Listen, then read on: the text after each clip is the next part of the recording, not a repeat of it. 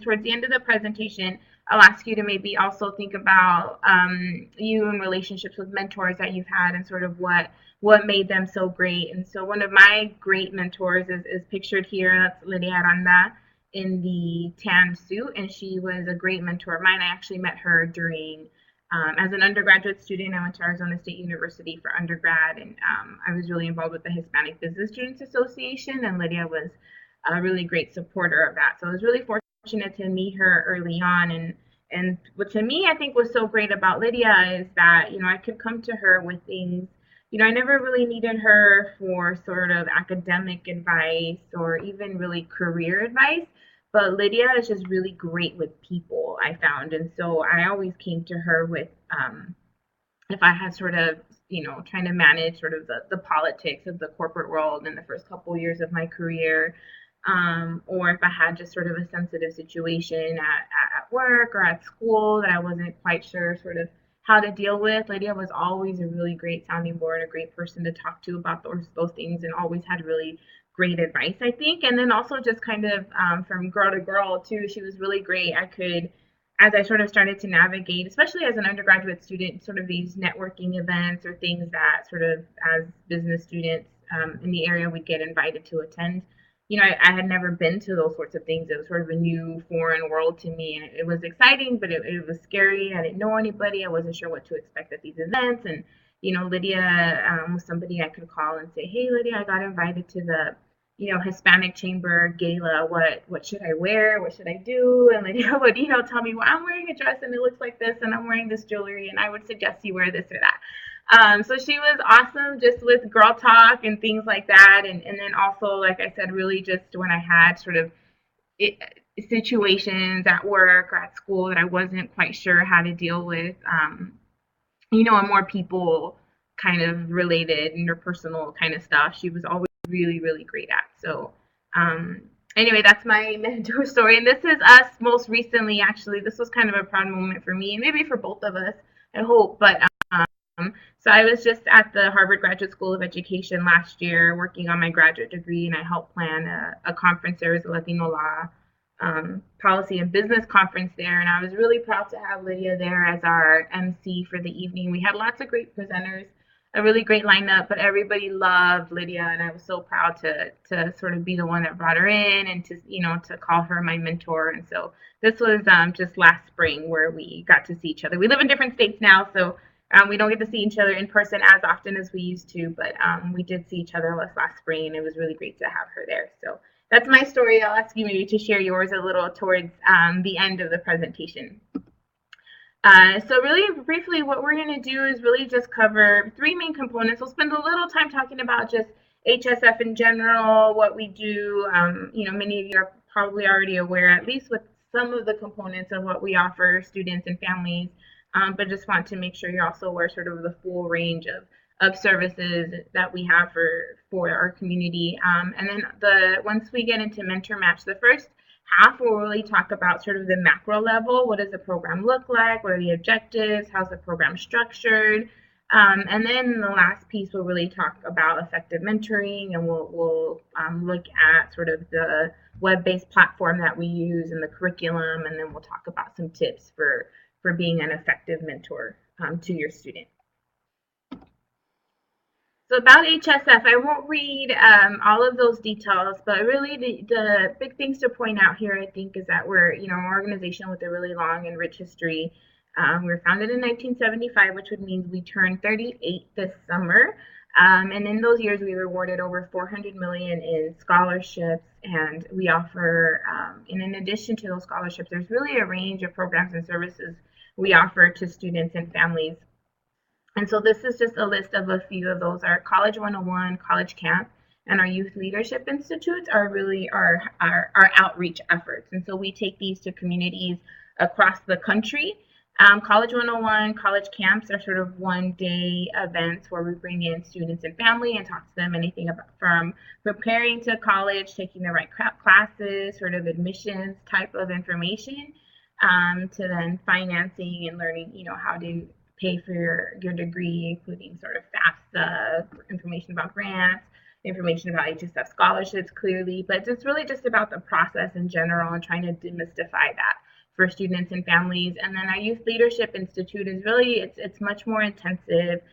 We take about 100 students in that community, and we spend 3 days and 2 nights on a college campus. And it's really more of it also sort of gives them the tools and the information they need to demystify that process, but it's also more of an empowerment program as well.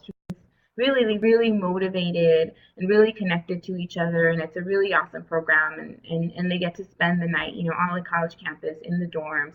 So it's really intensive, really great program. We also do this in the summer in cities throughout the country.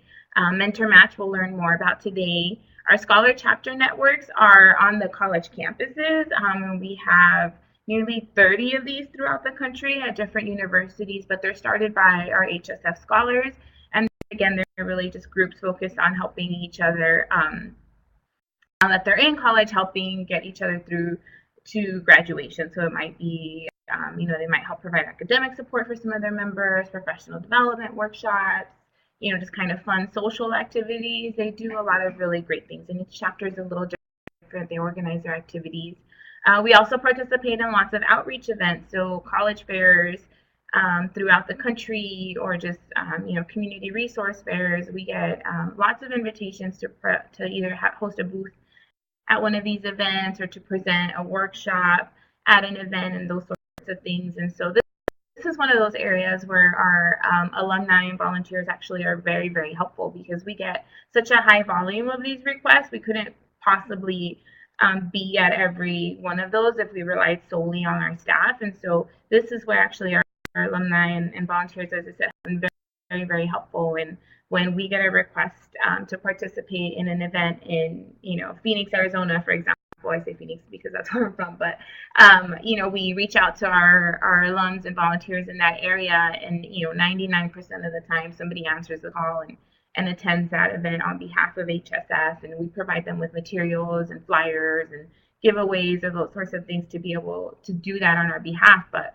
we've been able to reach really a much larger audience since we started doing that, and it's worked out really great for us. So that's another way you can engage with HSF. And then lastly, it's our alumni reception series that's hosted for alumni, but also for our volunteers and friends of HSF. We invite sort of local Latino professional organizations in the city we go to. We also invite our scholars. So it's really just a great place for sort of Latino professionals and our scholars to come out, connect, have a great time, hear a little about what's going on with HSF in that moment. And we'll be doing these in 6 cities throughout the country. We just had our first one actually in New York. Our next one is coming up here in LA next month. And then, as I said, we have doing a total of 6 cities between now and the end of March. And then we'll be doing again another round next year as well. But so if we stop in your city, we certainly hope that you can join us at one of these reception series. So what are the goals of Mentor Match? It's really just 4 sort of overarching goals of the program. The first is quite simply to connect, college students with college grads. Most of a very high volume of our students, I believe it's over 80%, way closer to 90% maybe of our students are first generation in their family to go to college. And so sort of having a connection with somebody that had that experience is very, it's really important to our students, and they're looking for that, and so we're helping them make that connection. The other is just the college survival skills, and so we'll talk a little bit more about the curriculum a little further in the presentation, but it's really geared towards relationship building. So some of the prompts that you'll get are meant towards helping you and your mentee really just get to know each other, and others are geared more towards sort of things like career exploration or study skills or organizational skills or those sorts of things. And so we're helping the students sort of build the skills that are going to help them be successful college students and successful professionals eventually. We're also helping students build their networks, and so that's one of the things that the students have really loved about this program, is being able to connect with sort of a professional that's out there in the world, and the direct connection with you, and then also sort of the connection then to your networks as well. So maybe you don't have the answer to whatever it is that your student is asking, but you can certainly help them research that answer. You can help reach out to your own network to see if somebody has that answer. And so it's really just helping students have more sort of resources in their network to help them sort of navigate navigate the college system and or navigate sort of exploring careers or all of these things that they'll need to do as college students. And so we're just helping bring more resources to the table for them in addition to what we might be able to do for them here at HSF. And then lastly, it's just really building a greater sense of connectedness to HSF for the students, for our volunteers, and for our alumni. The financial support that we give is clearly very important and crucial for students in college, but we want to be more than we want to do more than just send the check, right? We want to be there for students. We want to help expose them to opportunities, and we want them to feel comfortable coming to us with questions or for support or those sorts of things. And so, doing this program hopefully for you as a volunteer or an alum helps you feel connected to us and to our scholars. And we hope it does the same for our students and that they think of HSF as a support system beyond just the financial support. Any questions up to this point? I'm going to just look over at Alex here. No questions? Okay, good. So let's move on. Okay, great. It looks like we have some alum in the room. Awesome. So our mentors actually are, like many of you, HSF alums. And then also we have other sort of Latino professionals that are college grads that have volunteered just because they want to be supportive of Latinos in college, or we have some partnerships with certain employee resource groups. For example, the most recent group to join us was the Light Connection group from Wells Fargo. So those sorts of things. So if you know of any sort of groups, that would be interested in something like this, we're certainly, open to speaking to them about it. But those are really the two main groups, our alums and then just volunteers out in the community, like I said, who have an interest in helping more Latinos, get to college and graduate from college. And then our mentees are primarily our HSF scholars, and then HSF also administers the Latino outreach for the Gates Millennial Scholars Program. So we have some GMS scholars who have also opted to be in the mentor program. And then, as I mentioned earlier, we have the scholar chapters, and so those are typically started by an HSF scholar, but then they can invite sort of their peers to join the program, to join the scholar chapter. And so some of our scholar chapter members may not necessarily be HSF scholars that year or have even applied for an HSF scholarship, but they're involved with the scholar chapters and helping each other sort of get through to graduation. And so we wanted to be inclusive of those groups as well. And so some of our mentees are scholar chapter members. So they're all sort of have a relationship to HSF in some way, shape, or form, whether it's because they received a scholarship from us or because they're participating in one of our programs. We have a question. We work with Miller Coors for internship. There's a scholarship organization.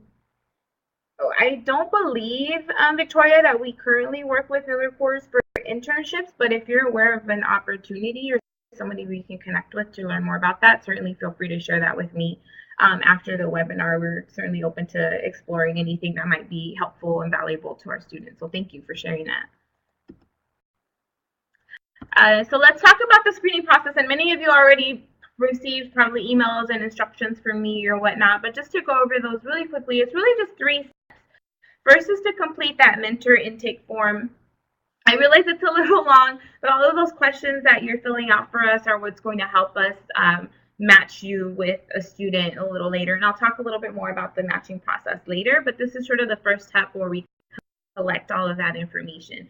And that really is what signals to us that you're truly interested in being a part of the program. So first step really was when you went to my HSF perhaps and you clicked that you wanted to be a mentor. And so we sort of have lots of folks that go and do that. That's really easy to do, right? You check the box.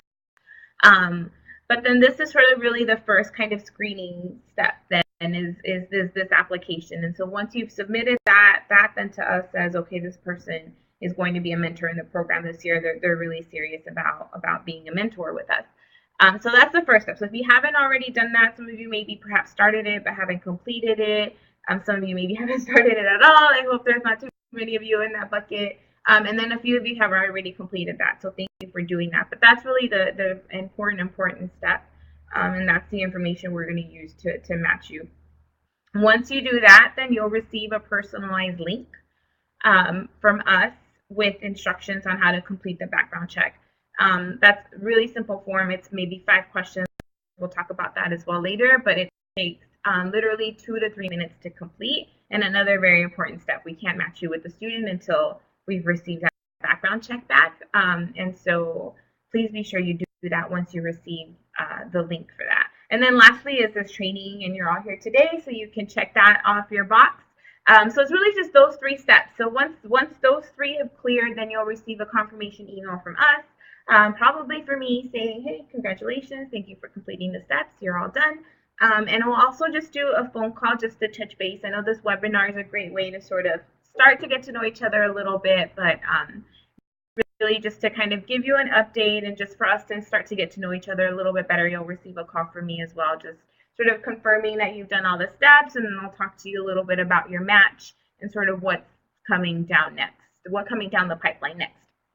And then the last thing is just, if for some reason we're not able to match you this semester, then we'll keep your application on file and roll you over to the next semester's matching process. So we try to do this.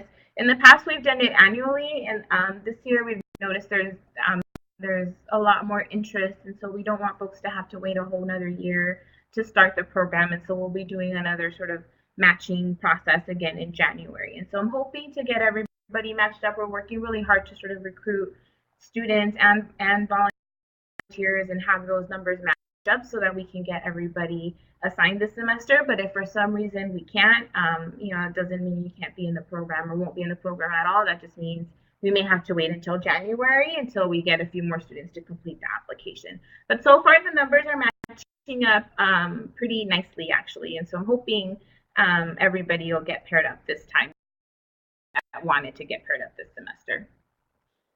Any questions about the screening process? We good, Alex? Okay. So next is the matching process. So many of you have probably already seen the intake form, and so there's lots of questions on there. Some of them are related to your career experience, your academic experience, personal experiences you've had, characteristics, location. And so the short answer is that we take all of that into consideration.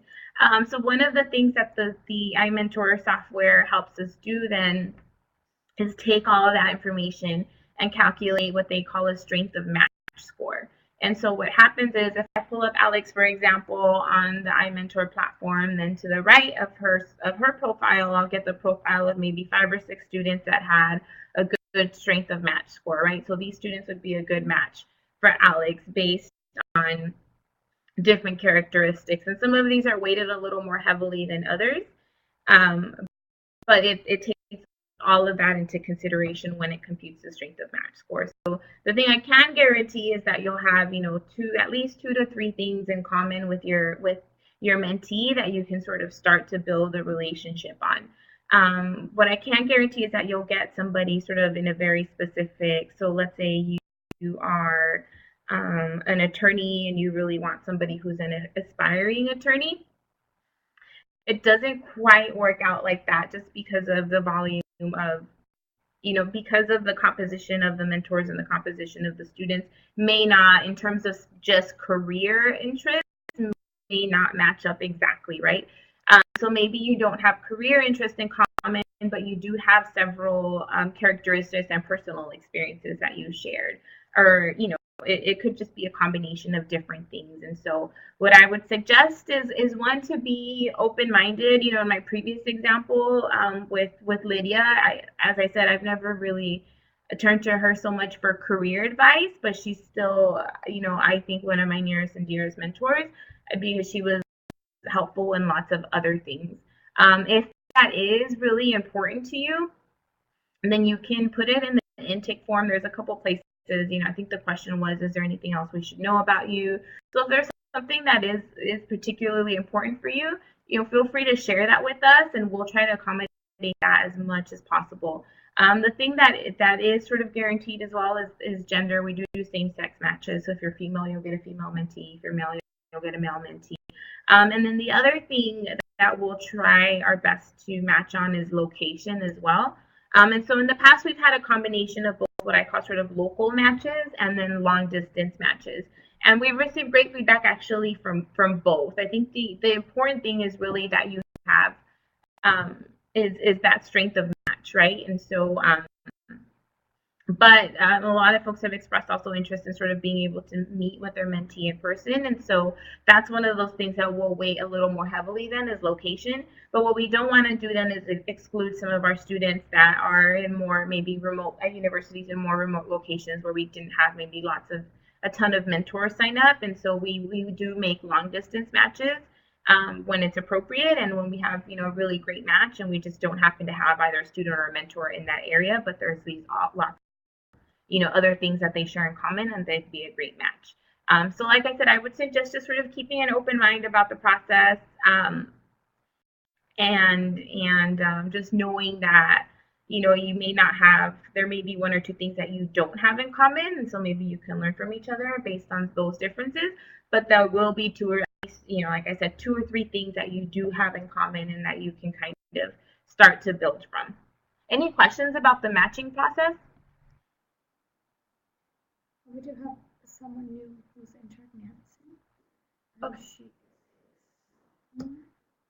right now, and she's looking to be. She's a sophomore in undergrad? Okay. So Nancy, I would suggest staying on the webinar. I will say that if you're a current undergraduate student, then you would be a mentee. So this is the program works where it's college current undergraduate students get matched up with college grads. But the process and the information that we'll share with the mentees, those students, is very similar. So if this time frame worked for you, stay on, and you can consider this your training as well. But I would suggest then that you sign up as a mentee. We can help you sort of switch over once we're done. So make sure you reach out to me when we're done with the webinar, and I can talk to you a little bit more about that.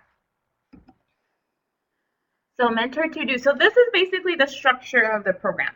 So there's this email, we call it sort of email curriculum. That's really just these bi-weekly prompts that you'll get. So as I said, it's a web-based system, and we work with the iMentor platform to do that. So you log into your iMentor, and once every 2 weeks, you'll get an email prompt. And this is what you'll respond to, and this is what your mentee will respond to as well. So that's really the commitment, is that, twice a month, once every 2 weeks, you'll log into the system, you'll read the prompt, and you'll respond accordingly.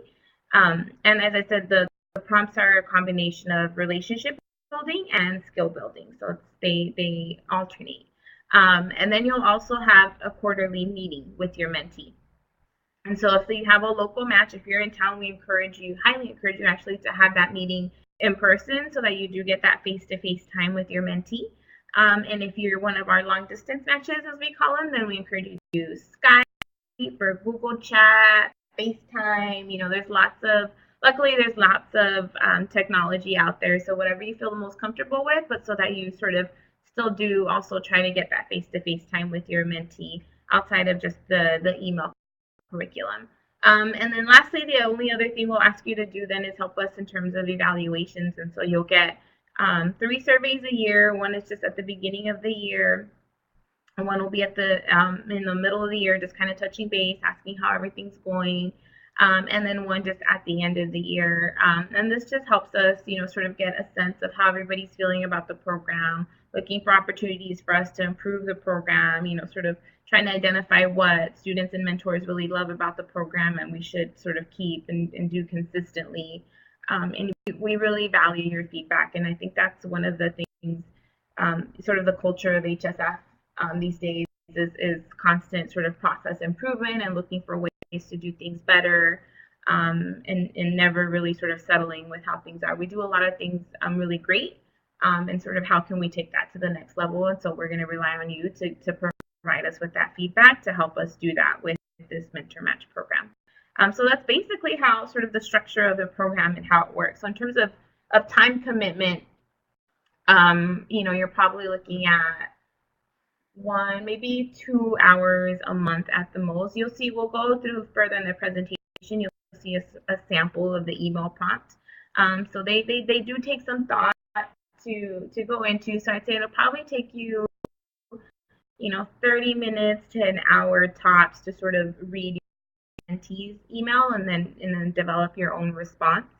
And then your in-person meeting that happens just once a quarter. So in terms of time commitment, it's not too intensive actually. The program is really designed knowing that mentors, you have your careers, you may have families, you may be involved with several other organizations, and likewise, our students, have class, they may have part-time jobs, they may also be involved with student organizations and lots of other activities. And so this program is really designed around knowing that, folks are busy, but that they're still sort of interested in connecting with each other and learning from each other and helping each other out. And so I think it's a good sort of balance.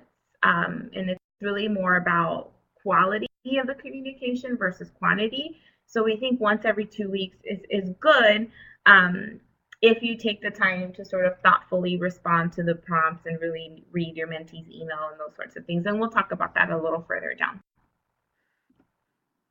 And so in terms of the timeline, so we do mentor-mentee recruitment really all year round. So students can sort of sign up, complete the intake form, do their background check, or all those sorts of things. Or mentors, I would say students don't do background checks, but that happens, sort of year round. Students can, and mentors and volunteers can express interest in the program, and we can start, getting some of the sort of logistical things, checked off. And then the email communication and the quarterly meetings will also happen year round. So once you're matched with a pair, you'll stay in that pair. We ask that the minimum commitment be, sort of the academic year, but ideally you'll stay in your match, much longer than that.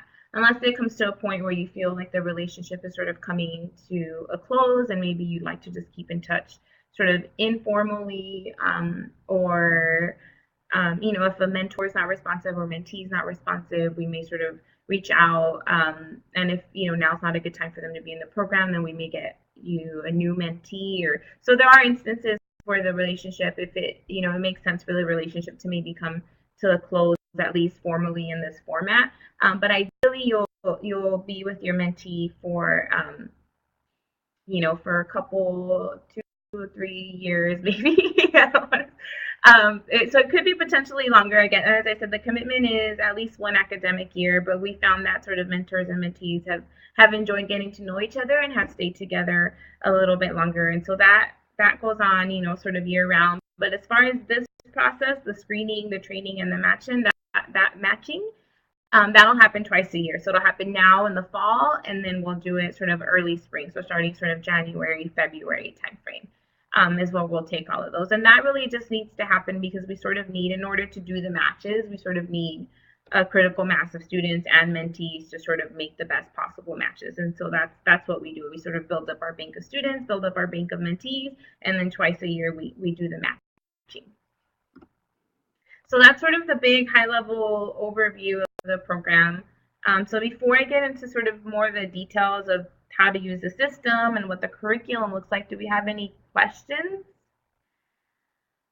And I'll just give it a couple of seconds. So you can put them in the chat or you can send them directly to Alex. I don't see anybody typing, so I think we're good. All right, thank you guys for staying with us. So kind of getting more into the nitty gritty now here. So as I mentioned, we use a web-based platform. So we partner with iMentor to provide this service for us. So this is what that iMentor page looks like. And so if you haven't already done your iMentor intake form, this is where you would need to go. It's hsf.imentorinteractive.org. And if you look over kind of, I think I can you see this? Can you see my cursor? Awesome. Okay. So if you look over here, you would click not registered yet, sign up now, and select the mentor tab. and that'll take you into the iMentor intake form, and you can complete that. It is a little long. It's not too bad. It should take you about 20 minutes, 20 to 30 minutes tops to complete. If you do need to sort of exit and come back to it, you just need to make sure you complete one page fully and click save, and then you can exit out. So it won't save in the middle of a page, but if you do complete a page and select save, you can exit and come back, and that information will still be there for you. Okay. And Nancy, yes, we're going to have to, I see your question, and yeah, well, let's touch base about that afterwards. There'll be a few steps we'll have to do to switch your application from mentor to mentee, but it's really easy. We'll help you do that. So second step for mentors, then once you send that over to us, within sort of the next day or two, you'll get an email. It'll be a personalized link for you to do your background screen. It'll come in from, we partner with an organization called Backgrounds Online to help us do this. So you'll get a message. This has my name on it because this is the one that came into me, but it'll have your name here, and it'll provide some instructions here as well. I do have to sort of apologize for this bottom piece. It's one of those things that's sort of hard coded into the Backgrounds Online form, and so it's not accurate, but there at the moment there isn't a way for us to remove it, and so it'll say things like, it's a pre-employment background screen, for example, and it'll say to have this following information ready. You can disregard that, and your instructions on top will tell you to do that, but just so that you're aware, you can disregard that. This box right here, the personal information box, is what your background check form base is going to look like. So it's really simple. It's really just your name, social, date of birth, address, and phone number. So like I said, it'll take 2 minutes to fill that information out. You click process report, and that comes into us, and then so we get the results of that background screen, which 99.9% of the time everybody's fine. And but we want to make sure we're doing our due diligence for our students, and we can't match you with the student until you've completed this for us. And also your link is only live for 7 days. So just be sure as soon as you get that, if you can complete that right away for us, that would be great, and we can get that checked off your box as well. So then, as I said, the last step is really to attend the training, which you've all done today, so we can check that off your box, and you're all set in terms of the training. So once you're assigned a student, you'll be able to come back to the hsf.imentorinteractive.org site, and this time you can go straight up here to mentor sign in, because you'll have your same username and password, and it's the same username and password that you use to submit your intake form. And it'll take you, your home screen will be this, the email screen. And so here you'll see the list of any emails that you've received in the system. So when you're ready to send an email, you'll go here to compose, and that'll take you to a page that looks like this. And this is, most of the time where you'll be in the system. And so a couple of things I want to point out on that page. Up here where it says writing prompt, so this is where you'll get that particular session's prompt. And so you'll see a little preview of it actually, and then if you want to see the full thing, you click here to see full prompt. And what lots of mentors and mentees actually have found helpful is, because you can't write in here in this writing prompt section, is really just to give you the prompt, but you can certainly copy and paste that information into here, and then you can answer sort of the questions directly onto the prompt. So you don't have to do that, but a lot of folks have found that helpful. So just a tip in case you'd like to do that. If you'd like to access any previous session prompts, you can go here to the table of contents, and it'll show you a list of all the previous prompts that you can then click on. And maybe you didn't get a chance to get to it, or you just wanted to jog your memory, you can access those there. The other thing I wanted to point out here is that it does allow you to include attachments. And so let's say it's a workshop on resume writing, and you'd like to send your mentee, an example of a good resume, or you want to share your own resume, or maybe you're talking about where you're from and where you grew up in that prompt, and so you can attach maybe pictures of your family, or where you used to live, those sorts of things. So it does allow you to do that, which is nice.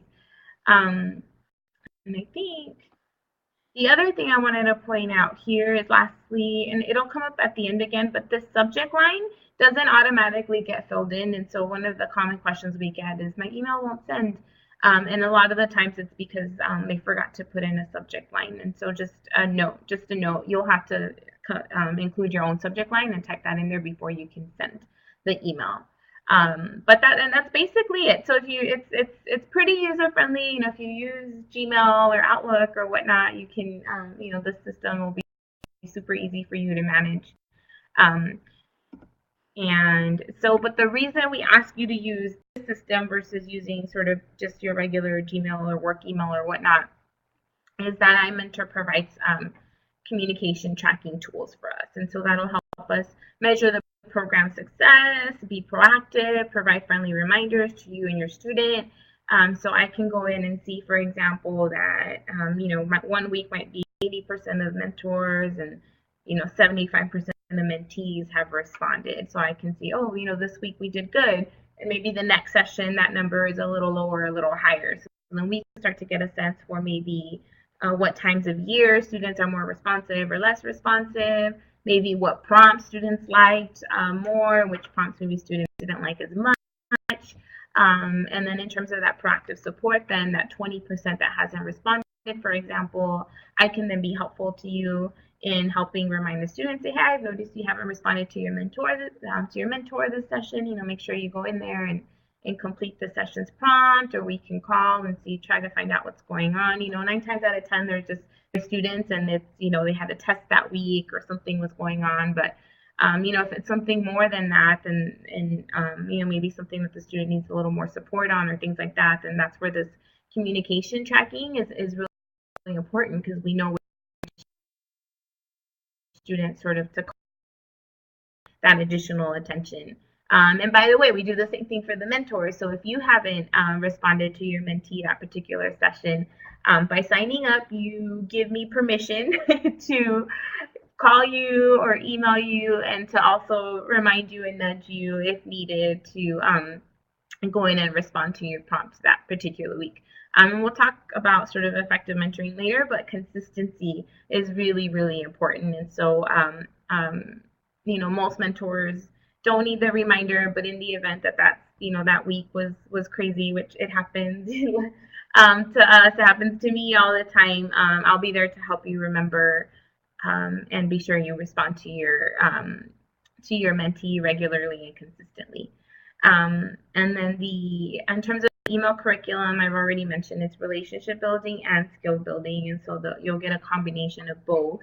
And then it's relevant to the students here in college. So if you have a freshman, the prompts that you get will be different from a mentor that has a sophomore, junior, or senior. So each grade is a little bit different, so that if you continue onto the program for a longer period of time, then you won't see the same prompts. There'll be different prompts a little bit.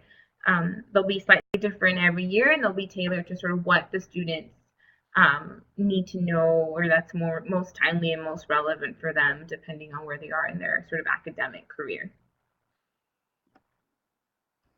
So any questions about sort of iMentor or the curriculum or those sorts of things? We're going to look at a few samples right now just so you get an idea of what they look like. But okay, so I think we're good. All right, so I will say one of the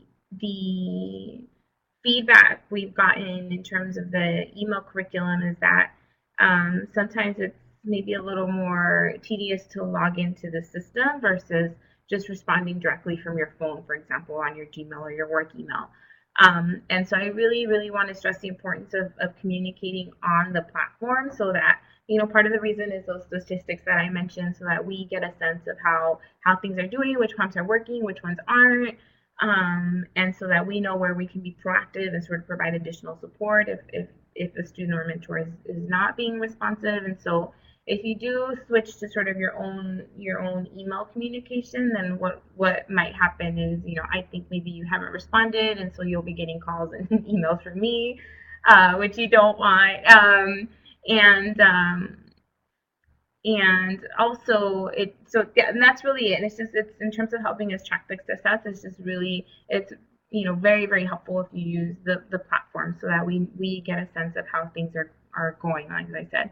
The other thing is that the prompts, as I said, they're only once every 2 weeks, and so so this is a sample prompt. So as you'll see, it's a bit lengthy, and so it's not really designed to be something that you can sort of respond to in 2 minutes on your phone.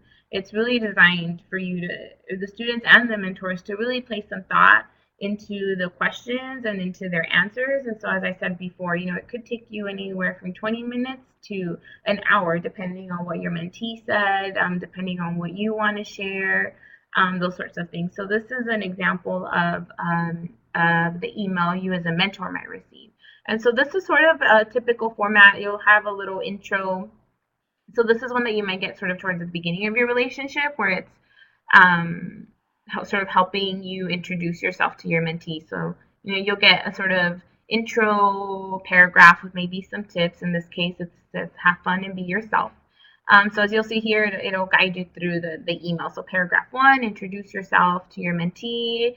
It'll give you some guidelines. And it also says also tell your mentee why you chose to volunteer for this program. Talk about your decision to help, to be a mentor, those sorts of things. Paragraph 2 asks you to keep the conversation going by responding to what your mentee shared. The prompts are designed for the student, so the mentee, to respond first, and then you, the mentor, to then. You get this prompt, you would have also response from your mentee, but it's asking you to thank your mentee to share for sharing with you, and it's asking you to maybe comment on what you have in common, what's different. So it's basically asking you to comment on what your mentee has chosen to share with you, and it gives you some tips for doing that. And lastly, paragraph 3 is just asking you to share additional information. So, and these are just kind of fun activities for you to do for your mentee. So 3 words that best describe me are, if I could travel to any place in the world, it would be. And so this is an example of more of one of those relationship building prompts, right, where you're really just kind of having some fun and getting to know each other. And so as you can see, it's not, you could respond from your phone, but I wouldn't suggest it. I would really suggest sort of getting in front of a laptop or a desktop computer and pulling it up in front of you and really giving your answers some thought. So this next one is just an example of a prompt a mentee might get, just so that you can see that perspective as well.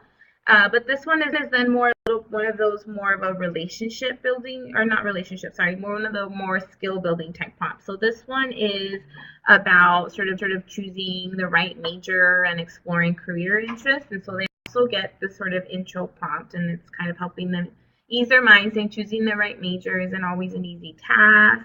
Some students know exactly what they want to study, while others are overwhelmed. So it's introducing the prompt, and then again, it kind of very much like the mentor email prompt, it's guiding them through that email. So it's asking them to respond to your last email and answer any questions, um, that they may have.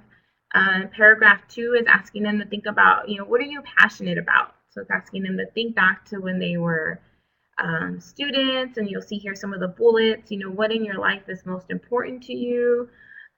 Describe, and then here we're getting into, for example, the second bullet, describe how your goals are connected to what's important to you. For example, if you're working particularly hard in a certain class so that you can be better prepared for your major, are you applying for an internship in a field that is related to what's important to you?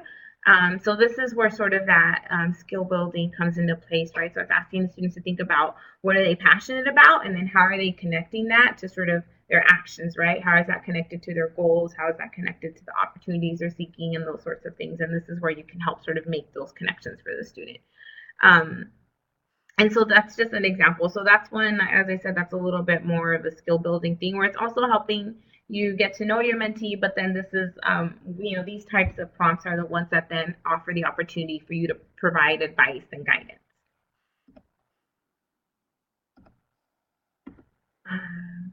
Okay, so we're almost wrapping up, which is good.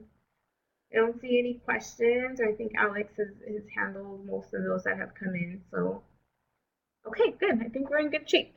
So I just wanted to sort of stress that you're not on your own, and we as program coordinators will be here to provide advice and guidance along the way. We'll send you those biweekly email prompts and any other sort of relevant details.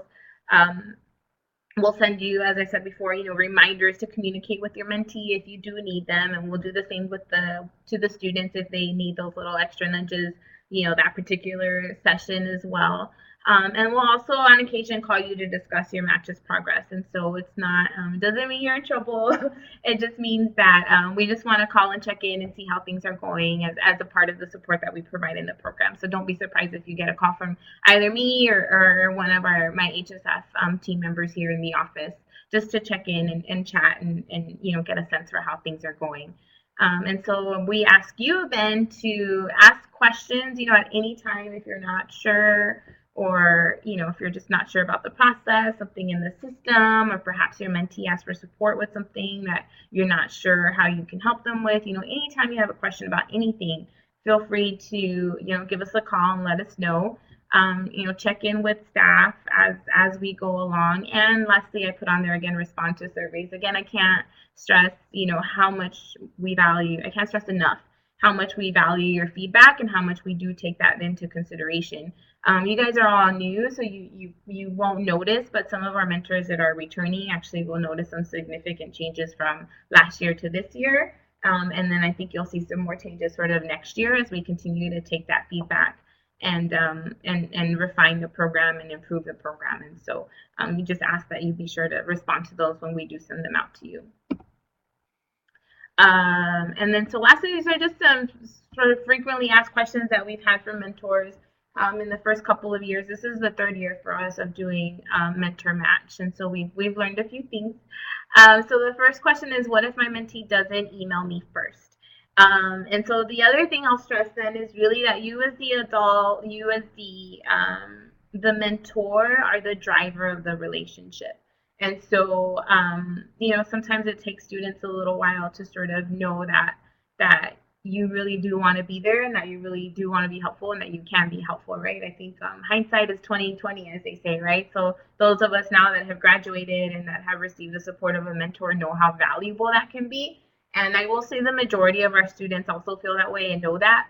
But there might be a few that maybe don't, haven't had that type of relationship before, and so they don't really know what it could turn into or how valuable that can be yet. So it's our job to help them learn that and know that, and it's our job to help establish that relationship and building that trust and knowing that we're really going to be there. And so if your mentee doesn't respond to you for some reason, some of the pieces of the prompt are a little bit dependent on sort of what they had to say, but go ahead and respond anyway, as best you can. Answer your email prompt questions and just do the best that you can with the information that you do have. And you can put in there, I'm really looking forward to hearing your comments about this, or you answering the question about that.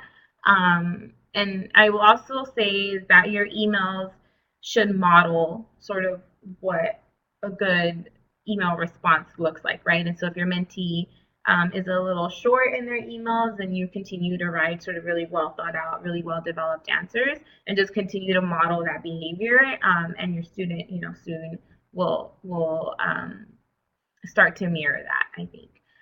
So the other thing is, let's see, my email won't send. What's wrong? We mentioned that already. 9 times out of 10, it's that subject line.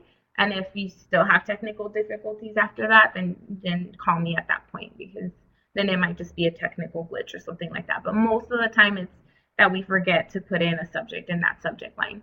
And I got ahead of myself. My mentee only writes a few sentences. What should I do? So again, just to reiterate, you model what you'd like to see in your mentee. And so if you'd like to see well thought out answers, then you yourself sort of write well thought out answers and encourage your mentee to do the same. Lastly, my mentee shared something concerning and I do not know how to respond. If at any time you're not sure what to do, you're concerned, pick up the phone and give me a call right away. We don't expect you to have all the answers or to be their savior or anything like that. We have lots of resources at our disposal here at HSF, and we can enlist those resources. if a student needs additional support, and we're happy to do that. And so please, please, please, if something concerning does come up, do let me know. We haven't had really a situation, as far as I know, in the first couple of years. So again, my job is just to prepare you sort of for worst case scenarios. And so I wouldn't be concerned, but if something does come up, again, rule of thumb, just give us a call, and we'll pull in sort of the appropriate resource based on the situation.